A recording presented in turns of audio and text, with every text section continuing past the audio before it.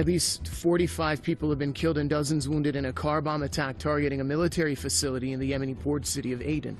The dead were new recruits at a training camp in north of Aden. The camp is run by forces loyal to former Saudi-backed President Mansour Hadi.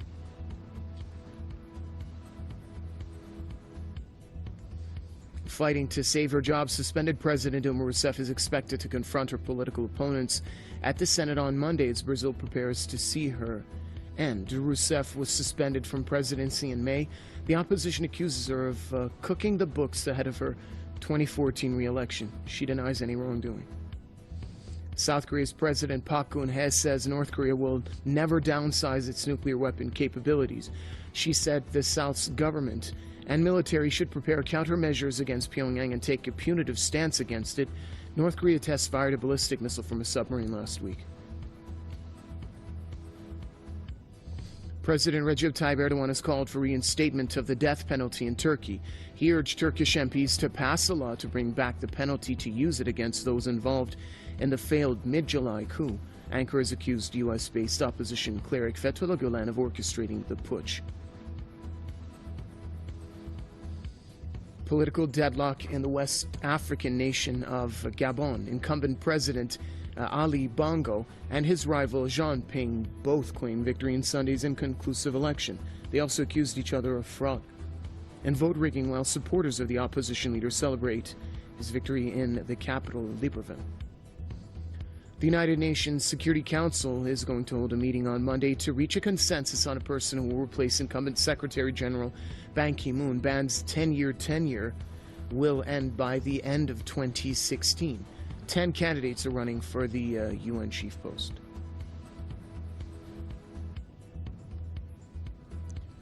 French Interior Minister warns against any law preventing Muslim women from wearing full-body swimsuits in coastal resorts. Bernard Cazeneuve says such a move would be unconstitutional and cause irreparable damage. His comments come as some 20 French mayors defy top court's ruling on suspension of the ban.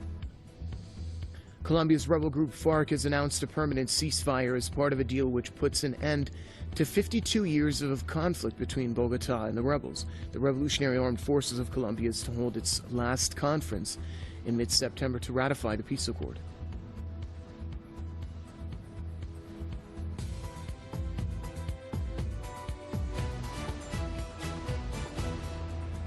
We begin with that breaking news from Los Angeles. It was a travel nightmare at LAX. Several terminals evacuated. Incoming flights were also stopped and traffic into that airport a standstill. All this as a precaution, we're told, after there were reports of gunfire. It turns out those reports were false, but the damage done. It was chaotic. We got off the plane and were exiting and saw just a mob, a crowd running towards us. These frantic scenes at the nation's second busiest airport. Passengers running in all directions, many onto the tarmac at LAX after reports of shots fired. ABC's Matt Gutman was there as it unfolded. Pretty eerie sight to be at LAX and see the loop, which is normally so packed with traffic, completely empty. Lots of people scattering. They closed down a couple of terminals, and you see everywhere people having to hoof it to try to get where they're going, even out of this airport. Pretty chaotic here and pretty scary here. The scare forced the FAA to call for a ground stop. All flights west of the Mississippi held at their origin. Passengers in some terminals had to be rescreened, causing long lines. Finally, flights resuming after about 2 hours. The reports of gunshots turned out to be false, instead spurred by loud noises. Police looking into the source. A man in a Zorro costume was detained. It's still unclear if he was connected to the incident. He talked to our station, KBC. They didn't say they arrested me or anything like that. They explained to me, it's crazy stuff happens in the airports, whatever like that. And within 2-3 minutes after they approached me, it was over. The incident at LAX coming exactly 2 weeks after chaos erupted at New York's JFK airport. Reports of gunfire outside a security checkpoint there sent people running in panic. The governor has ordered an investigation into the police response. A guy in a Zorro costume only in Los Angeles. Would that Today, be the Japan's norm? Takata Corporation confirmed a truck carrying airbag inflators and a volatile chemical blew up last week in Texas. One woman was killed. Here's Chris Van Cleve. The blast leveled a home, shooting pieces of the tractor trailer and its contents up to a mile. 10 homes in a 2-mile radius reported damage. Not much is left of the semi. It was hauling Takata airbag inflators and a volatile propellant. The Maverick County, Texas sheriff says the scene looked like a bomb went off. Part of the engine flew at least 30 yards, ending up in a house. After a 2-day search, police determined 67-year-old Lucila Robles died in the blast that destroyed her home. Texas Department of Public Safety investigators say it happened around 2:15 last Monday morning outside the sparsely populated town of Quemado. The 20-year-old driver of the truck went off US 277 at a curve and crashed near a home. He and a passenger were able to get out before the explosion, which damaged a Toyota SUV with 2 people inside. All 4 had to be airlifted to San Antonio. This accident comes as Takata faces one of the largest recalls in U.S. history, stemming from defective airbag inflators that can explode, sending metal shrapnel into the passenger cabin of a car. These accidents have killed at least 13 people. Transportation Secretary Anthony Foxx today expressed concern about this crash, and we are just learning that federal safety investigators have joined the case. Nora, in a statement to CBS News, Takata says it has strict procedures when it comes to the transportation of its products that meet or exceed all regulatory requirements. Chris, thank you. This is AP News Minute. A fire that engulfed a West Philadelphia church has been brought under control and no injuries have been reported. Flames were seen shooting from the front door and side windows as heavy black smoke rose from the century-old church. Los Angeles airport officials say a false report of gunshots that sent panicked travelers fleeing came right after officers with guns drawn detained a man dressed in black and carrying a plastic sword. Soon after, hundreds of passengers raced onto the streets and the tarmac, causing major flight delays. Hillary Clinton aide Huma Abedin says she is leaving her husband Anthony Weiner after the former New York congressman was accused in yet another sexting scandal. In a statement, Abedin said she and Weiner remain devoted to doing what is best for their son. And Pope Francis met with Facebook founder and CEO Mark Zuckerberg and Zuckerberg's wife Priscilla Chan at the Vatican on Monday. The two spoke on the use of communication technology to relieve poverty across the globe.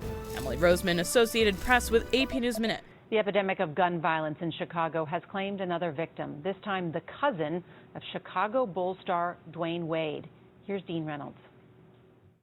32-year-old Nakia Aldridge was on her way home from registering one of her 4 children at school on Friday, pushing a stroller with her 1-month-old baby along a sidewalk on Chicago's South Side when she took her last step. She wasn't the shooter's target, but she's dead all the same. Eddie Johnson is the police superintendent. She wasn't aware that her short life would stand as an example for what is a clear failure in the criminal justice system here in Chicago. The 2 arrested suspects are convicted felons, brothers with known gang connections, yet neither served their full sentences. One got out in February, the other just a little over 2 weeks ago. To keep prisons from overcrowding, most gun offenders serve only 50% of their sentence here. Mayor Rahm Emanuel says that must change. We keep coming upon the same facts. Repeat gun offenders who continually run in and out of the criminal justice system with no consequences, who are back on the streets, wreaking havoc. In only the most serious crimes, such as murder, do offenders serve more than half their sentences. Emanuel and the police are pushing for higher bonds to keep repeat gun offenders off the streets while awaiting trial, and if convicted, they want mandatory minimum sentences that would remove judicial discretion. Whatever punishment they get, then they should have to abide by that and serve their time. That's the bottom line. Diane Aldridge is Nakia's mother. Just a life that is gone. Too soon. Too soon. She was taken away from us. Had Nakia Aldridge not been related to a famous basketball player, it's unlikely her murder would have drawn so much attention. After all, Nora, hers was just one of 11 murders the Chicago Tribune counted over the course of this past weekend, rounding out the most violent month Chicago has experienced in 20 years. Dean Reynolds. There was more heavy fighting today along the Turkey-Syria border, but it's not going quite the way the U.S. wants. Holly Williams on the dilemma posed by America's friends, who are foes. It began with Turkey launching an offensive against ISIS last week, sending tanks and Syrian rebel fighters over its border and into the town of Jarablus. Turkey's a close U.S. ally, and the operation was backed up by Turkish and American airstrikes. But after an easy victory against ISIS, the Syrian rebels headed further south to take on Kurdish fighters. Turkey views the Kurdish group as terrorists, but the Kurdish fighters are backed by the US. They work together with American special forces. It's an ISIS fighter. And we've seen them up close, stripping away territory from ISIS. So now two US-backed groups, who are both supposed to be fighting Islamic extremists, are instead clashing with each other. This video appears to show members of the Kurdish group captured and humiliated by rebel fighters. America's special envoy for the fight against ISIS, Brett McGurk, tweeted today that the clashes are unacceptable, calling on all sides to stand down. The US says the Kurdish fighters are withdrawing from the contested area. But Nora, this isn't the first time that US-backed groups have clashed. And the more they fight each other, the longer it'll take them to combat ISIS. Holly Williams in Turkey, thank you.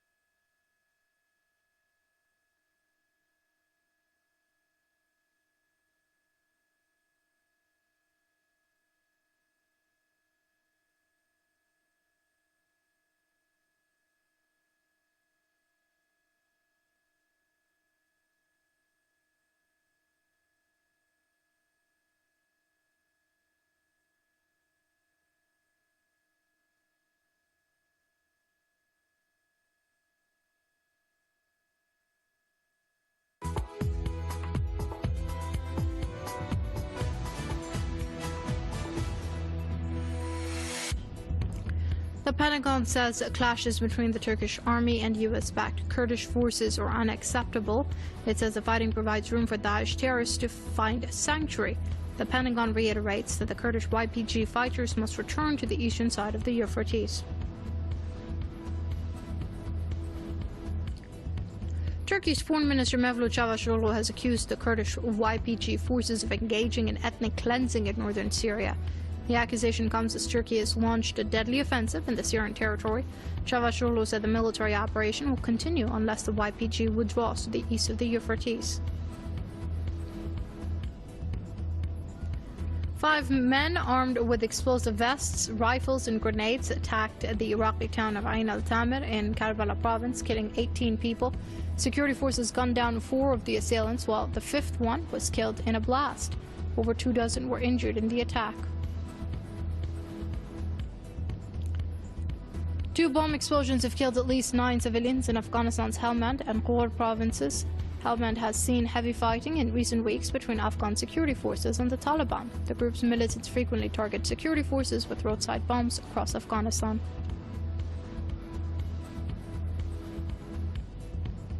Brazil's suspended President Dilma Rousseff has started her testimony at the Senate in an impeachment trial which could see her permanently removed from office.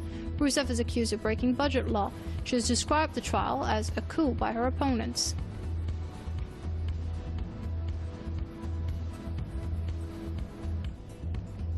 Poland has criticized the European Union's response to last year's refugee crisis, saying Brussels worsened the situation instead of offering a real solution.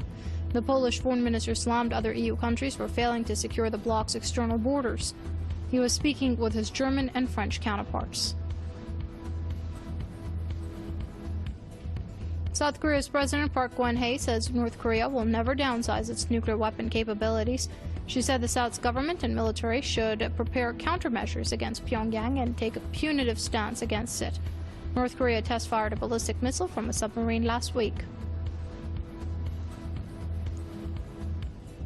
And Tehran has hosted the first American Human Rights Art Festival. The event sheds light on the violation of human rights both inside and outside of the United States by relying on documents released by Washington itself. More than 50 works of art were displayed in the week-long festival.